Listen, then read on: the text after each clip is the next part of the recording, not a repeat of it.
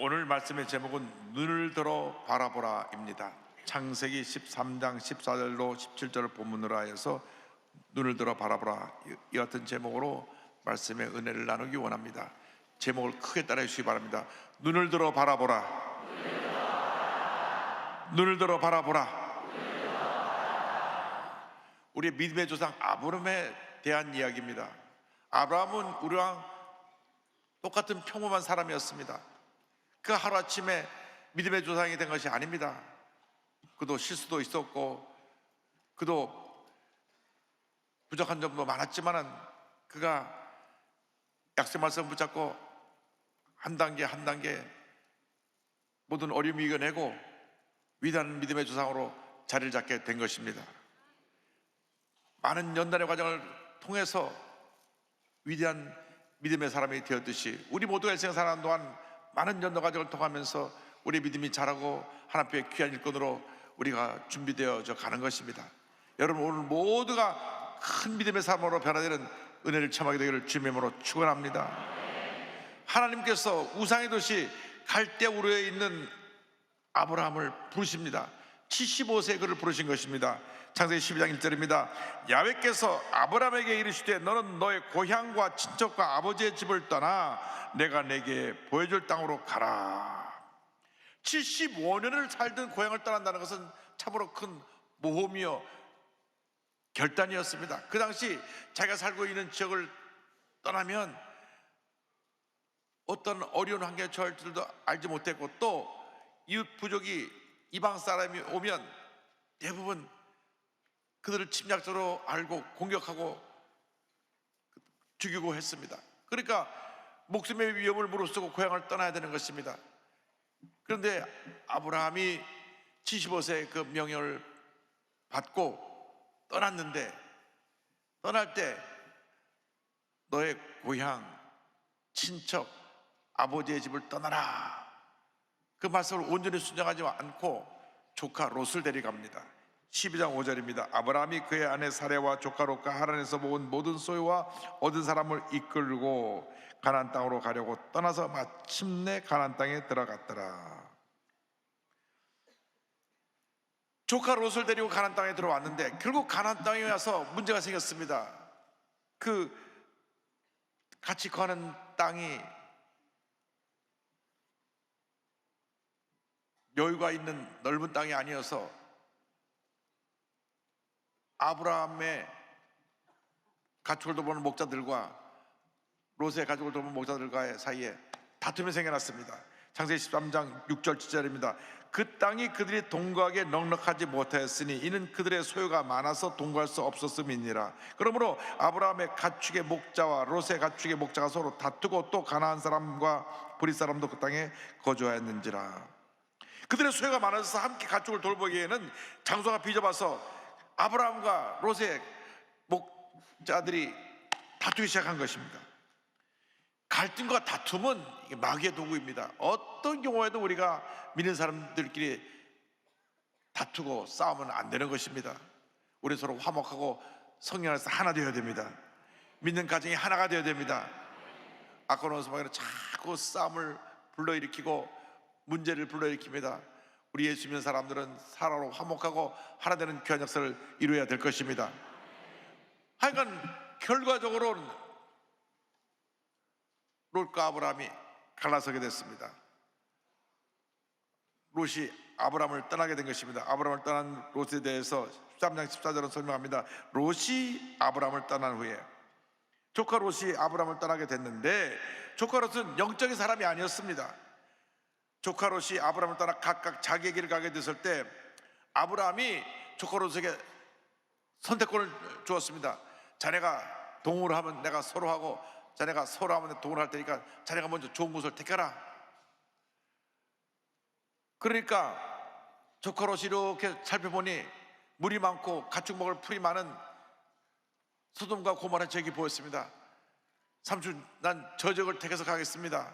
창세기 13장 10절 13절입니다. 이에 롯이 눈을 들어 요단 지역을 바라본즉 수알까지 온 땅의 물이 넉넉하니 야훼께서 소돔과 고모라를 멸하시기 전이었으므로 야훼 동산 같고 애굽 땅과 같았더라.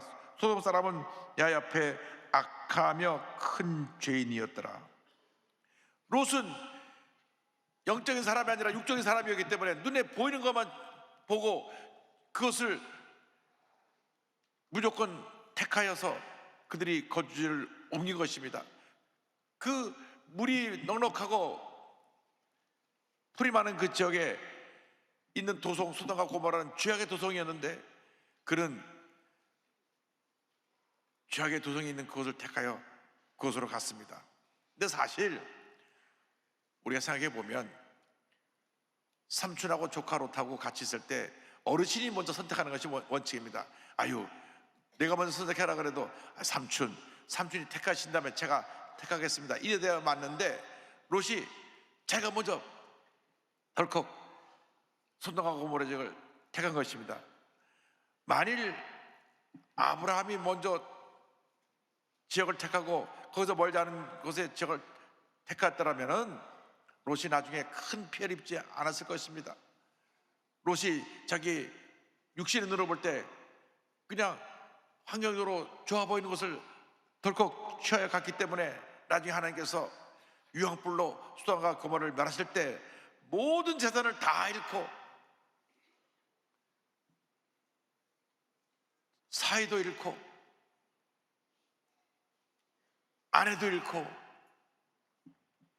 둘 딸만 데리고 간신히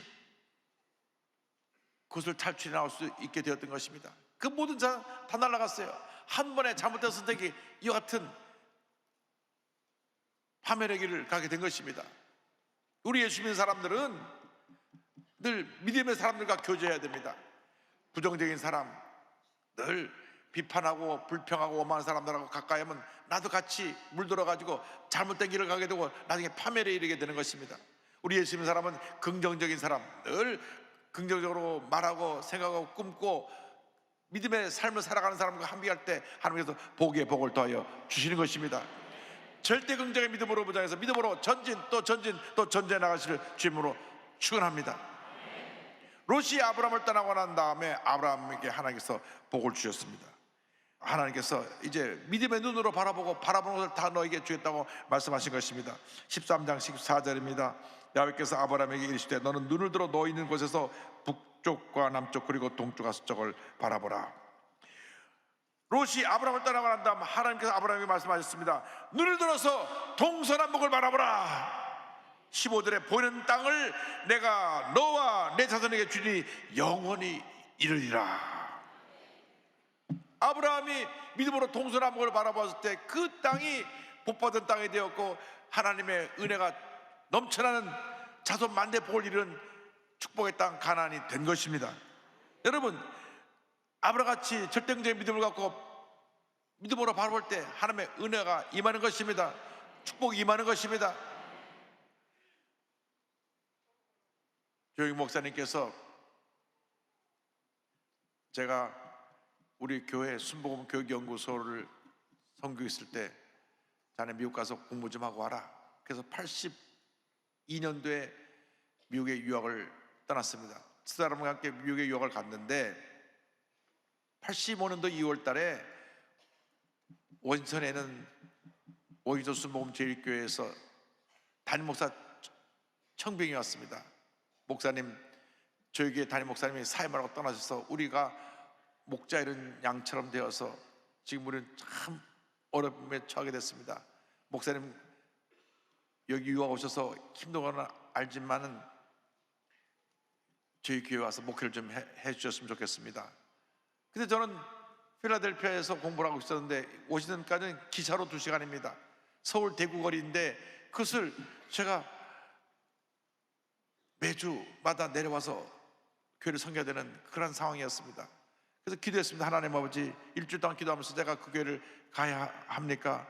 가서 또 무엇을 해야 합니까? 기도하는데 하나님께서 제게 말씀하시기를 가서 교회를 지으라고 말씀하셨습니다. 그리고 가서 올바른 목자상을 세워서 성도들이 죄종으로 해서 상처받는 것을 다 치료해주고 교회를 부흥시켜라는 꿈을 주셨습니다. 그래서 조영규 목사님께 제가 주말에는 워싱턴에 내려가서 교회 선교했습니다. 복을 드리고 그리고 이제 내려가서 첫 주일 설교를 하는데 54명이 모였어요.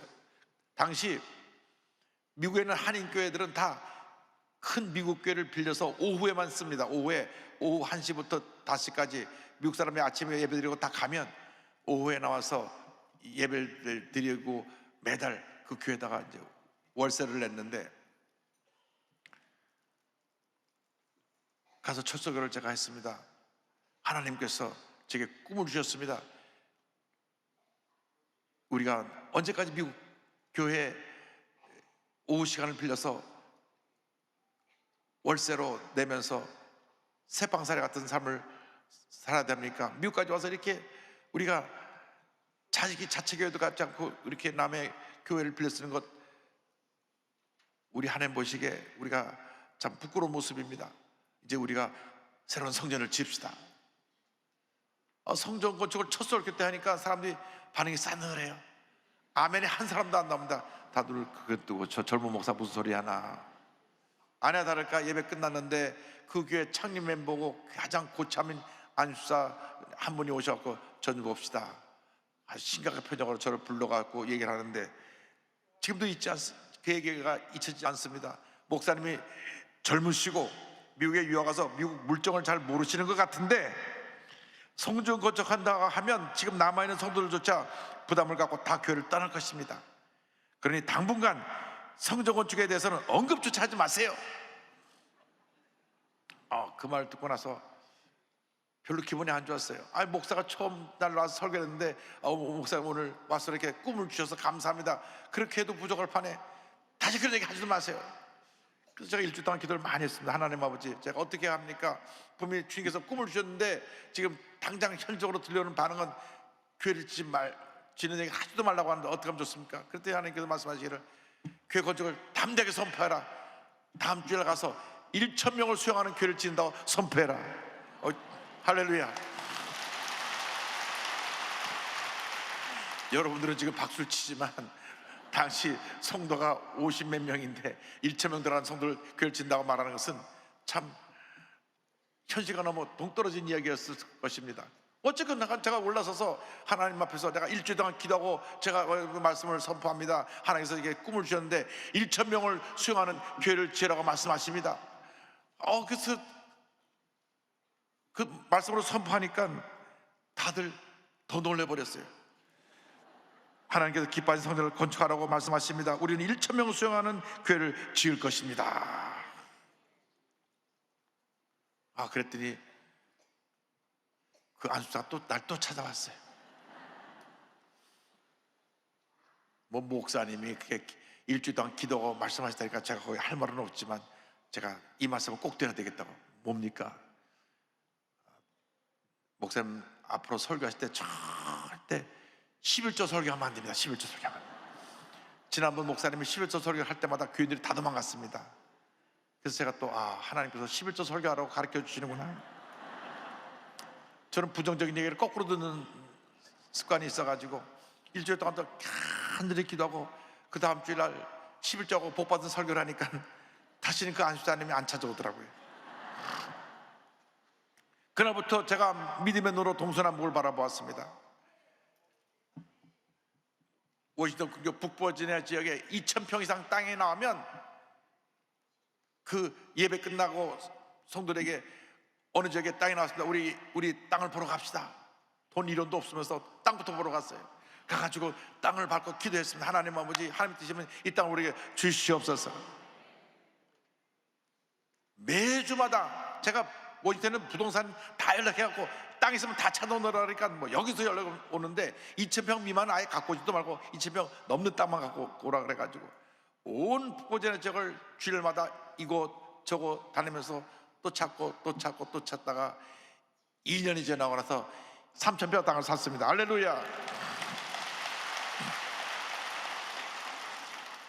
3,000평 땅을 사고 그동안 믿음이 자라요. 성도들이 가서 땅을 보고 또 2년 동안 보다가 믿음이 자라가지고 성도들이 그때 60명에서 250명으로 성장을 하고, 할렐루야. 다시 교회 건축하기까지 또 2년 동안 건축허가를 내면서 우리가 또 기도하고 또 기도하는 가운데 미국 내 한인교회에서 교회를 지은 교회를 그때부터 가서 보기 시작했습니다. 그래서 켄터키도 가보고 산호세도 가보고 샌프란시스코 가보고 새로 지은 교회를 가서 보고 그 교회 설교도 가서 얻어오고 하면서 꿈을 우리 마음속에 가지고 기도했습니다. 그리고 교회 지어진 모습을 그림으로 그려갖고 액자에 집어넣어가지고 온 성도들에게 그걸 다 나눠줬어요. 그리고 집에 걸어놓고 밤낮 바라보고 기도하라 그랬습니다. 그래서 2년이 지나고 나서 89년에 드디어 착공을 해가지고 1년 9개월 만에 건축을 완공해서 1991년 11월 달에 우리 조영규 목사님 모시고 헌당 예배를 드립니다. 할렐루야. 믿고 기도한 대로 1,000명을 수용하는 교회를 지었습니다. 그동안에 6년 동안에 60명 성도가 20배 성장해서 1,200명의 성도가 되었습니다. 하나님께서 복을 주신 것입니다. 주님이 주신 꿈은 반드시 이루어집니다. 그 어려웠던 것을 말하자고 하면 오늘 밤새도 다 못 말하겠지만 꿈꾸고 믿고 나가면 하나님의 꿈에 역사해 주셔서 기적이 일어나게 만들어 주시는 것입니다. 거룩한 꿈을 가지고 동서남북을 바라보는 여러분 모두가 되기를 바랍니다. 거룩한 꿈을 가지고 여러분 자녀를 바라보고 믿음으로 고백하시기 바랍니다. 우리 자녀가 장차 하나님 앞에 위대하고 큰 인물이 될 것이다. 여러분이 사업을 하는 분 사업장을 바라보면서 믿음으로 선포하시기 바랍니다. 하나님, 이 사업이 세계적인 기업이 돼서 하나님을 온천한 나타내는 기업이 되게 하여 주시옵소서. 여러분 개인에 대해서, 여러분 가정에 대해서, 여러분 직장에 대해서, 여러분 사업장에 대해서 믿음의 눈을 갖고 바라보며 믿음으로 선포할 때 하나님의 은혜가 임하는 것입니다. 하나님의 축복이 임하는 것입니다. 하나님의 노래 역사가 나타나는 것입니다. 그런데 꿈꾸고 믿는 것으로 멈춰서는 안 됩니다. 그 꿈과 믿음을 성취하기 위해서 최선의 노력을 기울여야 되는 것입니다. 13장 10절에 너는 일어나 그 땅을 종과 행으로 두루다녀보라. 내가 그것을 내게 주리라. 바라볼 뿐 아니라 종과 행으로 가로 좌로 우로 다 그 땅을 둘러보면서 믿음으로 소유하라고 말씀하셨습니다. 여러분, 바라만 보아서 아무것도 이루어지지 않습니다. 꿈꾸고 믿고 바라본 다음 우리는 달려나가야 되는 것입니다. 최선을 다해야 되는 것입니다. 꿈이 이루어지기까지 우리에게 연단이 따르지만 연단을 통과하고 난 다음 꿈은 우리에게 축복으로 다가오는 것입니다. 그래서 로마서 5장 3절로 4절은 설명합니다. 다만 이뿐 아니라 우리가 환난 중에도 즐거워하나니 이는 환난은 인내를, 인내는 연단은 소망을 이루는 줄 알미로다. 할렐루야. 꿈꾸고 믿고 나갈 때 환난이 변하여 우리에게 축복을 갖다 주는 것입니다. 꿈꾸는 사람 요셉은 13년이라고 하는 연단의 과정을 통과해야만 했습니다.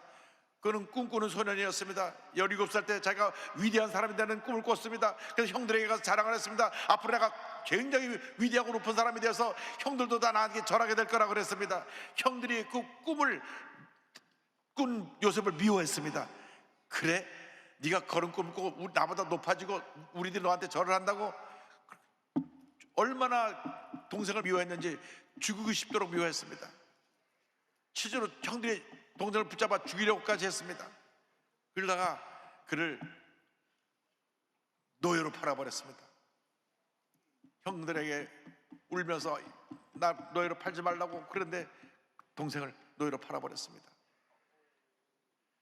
애굽에 가서 말도 통하지 않는 낯설고 무서운 가서 몸이 부서져라 일을 하면서도 그의 꿈은 버리지 않았습니다. 내가 이 연단 과정을 통과하고 난 다음 반드시 하나님 나를 위대한 사람으로 만들어 주실 것이다. 위대한 인물로 만들어 주실 것이다. 최선을 다했습니다. 열심히 노력을 했습니다. 얼마나 노예를 생활하면서 열심히 일했는지. 대부분 노예들이 주인 눈치만 보고 게으르고 일을 잘 안 하는데 몸이 부서져라 일하니까 주인의 감동을 주어서 그 전체 가정에 총무로 세웠습니다. 그러니까 또 그를 하나님이 모함을 해가지고 그 감옥에 들어가게 됐어요. 그러니까 그는 꿈을 꿔서 형들에게 미움을 받아가지고 노예로 팔려가고 또 꿈꾸면서 열심히 일 해서 또 그 집 주인 하나님의 미움을 받아가지고 감옥에 들어가고, 그러나 감옥에서도 그 꿈은 사라지지 않았습니다. 그 감옥에서 얼마나 열심을 다하여 그 감옥에서 하나님을 섬겼든지 간수장이, 교도소장이 열쇠꾸러미를 다 맡기고 감옥을 다 돌보게 했습니다. 마침내 13년 후에 그가 애굽의 총리 대신이 됐습니다. 할렐루야. 꿈이 이루어진 것입니다. 13년이라는 말할 수 없는 연단의 과정을 통과했지만 연단의 과정을 통과하고 난 다음 그는 가장 낮은 신분에서 가장 높은 신분이 바뀌어지고, 그로부터 9년이 지나고 나서 그가 꿈을 꾼 대로 형들이 다 그들 앞에서 절을 했습니다. 꿈은 이루어지는 것입니다. 하나님의 축복이 다가오는 것입니다. 지금 우리에게 어떤 연단과 고통과 괴로움이 가져 있다고 할지라도 우리에게 장차 다가올 영광과 비교할 수가 없는 것입니다. 로마서 8장 18절을 말씀합니다. 생각하건대 현재의 고난은 장차 우리에게 나타날 영광과 비교할 수 없도다. 성실과 근면으로 여러분의 꿈을 이뤄가시기를 주님으로 축원합니다. 우리 한국의 농촌을 완전히 변화시켜 놓은 농촌운동가 김용기 장로님, 이 김용기 장로님은 기독교 신앙을 바탕으로 해서 가난 속에 쩌들어 있는 농촌을, 환경을 완전히 바꾸는 농촌 혁명을 일으키신 분입니다. 1909년 9월 5일 경기도 남양주에서 5째 형제 중 4째로 태어납니다. 그런데 3살 때 알지 못하는 병에 걸려서 시름시름 앓고 아이가 죽어갑니다. 어떤 의원을 찾아가도 제대로 처방을 하지 못하고 아이가 죽어가서 용한 무당을 데려다 밤새 구슬해도 아이가 낫지 않고, 그래서 용한 점쟁이를 찾아가서 어떻게 약을 구해보려고 했더니, 그럼 점쟁이가 가우뚱 하더니 이 같은 놀라운 말을 했습니다. 이 아이는 누구도 고칠 수 없습니다. 혹시 예수를 믿으면 나을 수도 있습니다. 여러분, 그렇다고 해서 점쟁이 찾아가면 안 돼요. 어쨌든 점쟁이는 자기를 못 고친다는 걸 알았기 때문에 그래도 양심은 있어갖고 솔직하게 예수님을 고칠 수 있다고 그랬습니다. 그 말 듣고 돌아오는 길에 전도제를 받았는데, 전도제 요한복음 3장 10절의 말씀이 있었습니다. 하나님의 세상을 이처럼 사랑하사 독생자를 주셨으니 이는 그를 믿는 자마다 멸망하지 않고 영생을 얻게 하려 하심이라. 그래서 이 아들을 살리기 위해서 온 가족이 예수를 믿게 되었고, 온 가족이 복음 안에서 변화받고 하나님의 은혜를 체험하게 되었습니다. 그의 아버님이 1933년 세상을 떠나시면서 너는 꼭 농사꾼이 되라 유언을 남기셨습니다. 그래서 그런 근면함과 하나님께 주신 지혜를 가지고 농사를 짓기 시작해서 2년 만에 그 동네에서 가장 농사를 잘 짓는 일꾼으로 불려지게 됐습니다. 1937년에는 버려져진 4,000여 평의 땅을 구입해서 봉안 이상청을 건설하고 그 마을 한복판에 봉안교회를 세웁니다. 그리고 금주 금연 운동을 전개했습니다. 온 마을 사람이 하나님을 믿고 열심히 일을 해야 잘 살 수 있다고 하는 그런 꿈을 전한 것입니다. 해방 후에 1946년에 경기도 고양군 은평면 구길이, 현재 서울 은평구입니다, 삼각산 농장을 개척하여 많은 수확을 올렸고 여기에 교회를 세웠습니다. 그 자리는 지금 임마누엘 기도원이 서 있습니다. 1954년에는 식구들이 이끌고 광주군 동부면 풍산리, 현재 하남시입니다. 하남시에 황무지 1만 평을 개간해서 가나안 농장을 만듭니다. 이 농장을 통하여 제다법인 가나안 복민회, 제1, 제2 가나안 농군학교, 가나안 청소년 교육원, 가나안 복민연구소, 가나안 복민대학, 가나안 농군사관학교, 가나안 아시아 복민성교원, 제다법인 일가기념상재단, 가나안 세계 효도 실천연구회 등을 설립하였고, 국민교육과 농민계보에 큰 기여한 위대한 하나님의 사람으로 그가 쓰임을 받았습니다. 무엇보다 중요한 것은 김용기 장로님이 오직 기독교 신앙으로 우리가 이 세상을 변화시킬 수 있다고 하는 꿈을 가지고 꿈을 펼쳐나간 것입니다. 일제 탄압에서도 창씨개명 시사참배를 거부한 애국자였고 농촌 지도자였으며 가는 것마다 교회를 세운 위대한 하나님의 사람이었습니다. 그가 남긴 여러 가지 유명한 말들이 있습니다. 일하기 싫거든 먹지도 말라. 음식 한 끼에 반드시 4시간씩 일하자. 먹고 누워 자지 말고 일하라는 것입니다. 게으름을 쫓아내라는 것입니다. 세수를 할 때 비누를 3번 이상 문지르지 말라. 근검절약 정신을 전했습니다. 비누를 갖고 만작거리고 하고 그러지 말고 아껴 쓰라는 것입니다. 하루는 가나안 농장 농군학교가 소문이 나서 이를 살펴보러 왔던 박정희 대통령이 이렇게 소감을 말했습니다. 이 가정, 이 농장은 우리보다 앞서 혁명을 하였습니다. 우리 국민이 모두 이렇게 한다면 우리나라의 후진성이 급속히 없어지게 될 것입니다. 할렐루야. 이러한 공로로 1966년 김용기 장로님은 아시아의 노벨상으로 불리는 막사이사이상 사회공익부분상을 수상한 아시아 최초의 농민이 되기도 했습니다. 그가 남긴 생활 헌장 가운데 이런 기록이 있습니다. 물질과 권력과 지식과 기술을 바로 쓸 줄 아는 국민이 되자. 외모만을 아름답게 단장하지 말고 마음을 더 아름답게 단장하자. 마음에 찔린 분 있습니까? 네. 하라고 하는 국민이 되지 말고 먼저 하는 국민이 되자. 창조주 하나님을 외국 사람에게 빼앗기지 말고 우리 온 국민의 아버지로 삼자. 할렐루야. 믿음의 사람들이 되길 바랍니다. 꿈꾸는 사람이 되길 바랍니다. 믿음으로 동서남북을 바라보고 그 다음 주님 주신 꿈을 붙잡고 믿음으로 전진 또 전진 또 전진해 나가시기 바랍니다. 최선을 다하는 삶을 사시기 바랍니다. 꿈을 이루어질 때까지 절대로 멈추지 말고 여러분이 가진 모든 재능을 동원해서 꿈을 이루는 일에 최선을 다하는 여러분 모두가 되기를 바랍니다. 여러분이 주님이 주신 그 거룩한 꿈은 반드시 이루어지는 것입니다. 그러나 꿈 이루어질 때까지 많은 연단의 과정을 통과합니다. 많은 연단과 고통과 괴로움이 따르지만 최선을 다하는 삶을 살아가게 될 때 하나님께서 하나님 때 위대한 기적을 여러분에게 베풀어 줄 것입니다. 위대한 성공을 선물로 줄 것입니다. 여러분 개인, 가정, 생활, 자녀, 범사에 형통의 복이 임하게 될 것입니다. 주님, 우리에게 거룩한 꿈을 주시고 그 거룩한 꿈을 붙잡고 믿음으로 전진해 나가게 하여 주시옵소서. 꿈꾸는 사람, 믿음의 사람, 기도의 사람이 되시기를 주님의 이름으로 축원합니다. 축원합니다. 축원합니다. 우리 마음에 꿈을 품고 함께 찬양합니다. 주님, 이 꿈이 내게 이루어지게 하여 주옵소서. 주여 지난 밤 내 꿈에 배었으니 그 꿈 이루어 주옵소서. 밤같이 내게 시로 보여주사 항상 은혜를 주옵소서. 나의 놀라운 꿈 정령나 믿기는 장차 그 은혜 받을 별이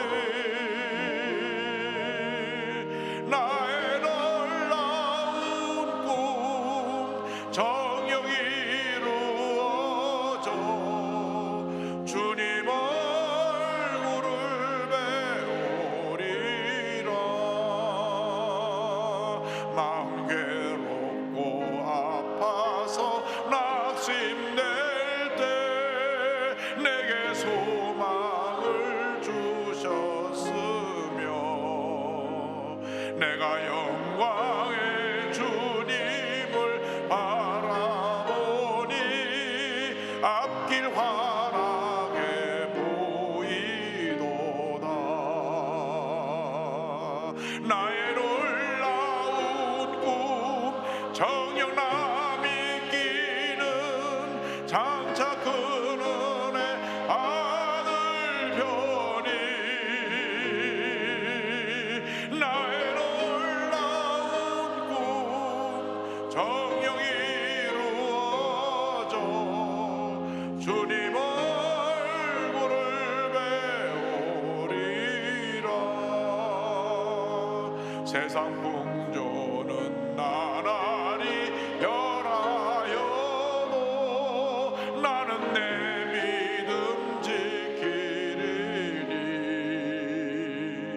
인생 살다가 죽음이 꿈 같으나 오직 내 꿈은 참되리라.